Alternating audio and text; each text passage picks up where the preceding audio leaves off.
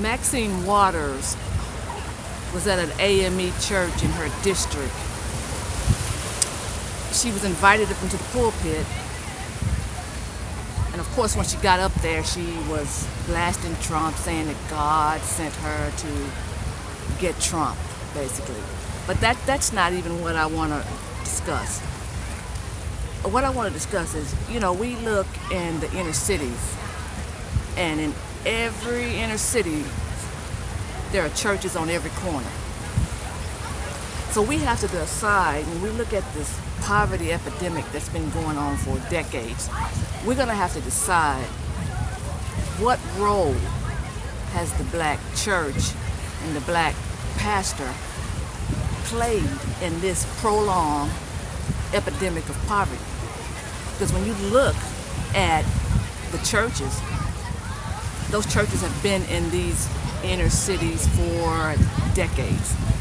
And families, 3 and 4 generations of families have been attending these churches. And they have been still in these same neighborhoods. They have not progressed. They have not gotten out of there. They've born into those neighborhoods, and they've died in those neighborhoods. So if we're going to examine and look at root causes for poverty, we can no longer just look at the black politicians that's running those districts. We're going to have to look at the role that the pastors have played in this thing. Because now, see, in the black community, we really respect and esteem our pastors, and because of that, we have probably neglected to examine his role or her role, but because of respect. But when there are problems, you have to examine everything, and sometimes the things that you examine may not be pleasant. And it's hard, and it may be difficult. But in order to solve any problem, I don't care what it is, you have to look at every situation. You have to look at the root causes. What are the drivers? And so what role has the pastors played, the black pastors? Are they in on this thing? Look at it. Okay, these politicians, they run in and out of these churches every election season. Now, these pastors claim to care about the people in their congregations. They claim to care. So if indeed they did care, when these politicians come in there, the first time they come in there and they say, we're going to do this, you allow these pastors to get up in your pulpit and address your congregation. You give him full reign to get in there. So when he comes up there and says all that, next election season, if he has not done anything, if he has not addressed any of the issues that he claimed he was going to address, or she was going to address the prior election, then you as a pastor have the obligation to say, no, you're not coming to my congregation. You're not going to address my people. You're not going to keep making fools of my people unless you do something. You didn't do anything last time. I allowed you to come and speak to my people, and you didn't do anything. But that's not what's going on. The politicians and the black pastors have joined hands in this effort. This has been going on for decades. So we must examine what role did the black pastor, has he been playing in keeping black people in his districts poor for years, and allowing these politicians to not do anything to address the public school system, their infrastructures, or anything.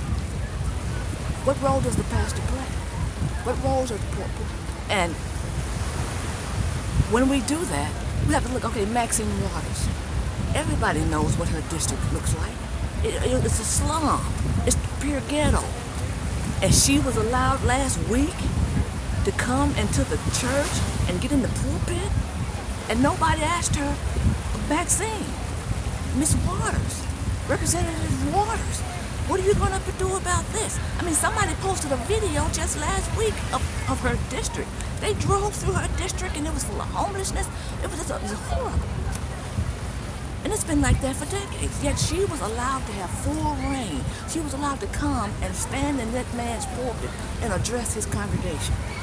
So you tell me if he's not in on it. And another thing, before I end, I want to address this. Most of these black pastors that's pastoring these churches in the inner cities, how long have they don't even live.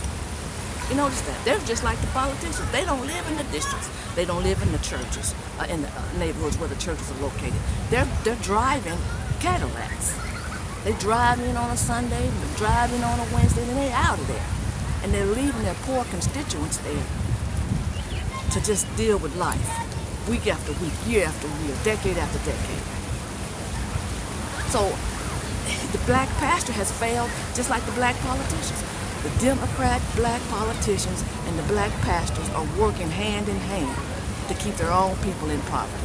And I don't care who gets angry with me for saying this, but it comes a time that if you really want to root out and eradicate poverty, as though we claim, we need to look inward.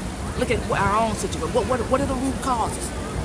Who's not holding the politicians' feet to the fire? If anybody should be holding the politicians' feet to the fire, it's that black pastor.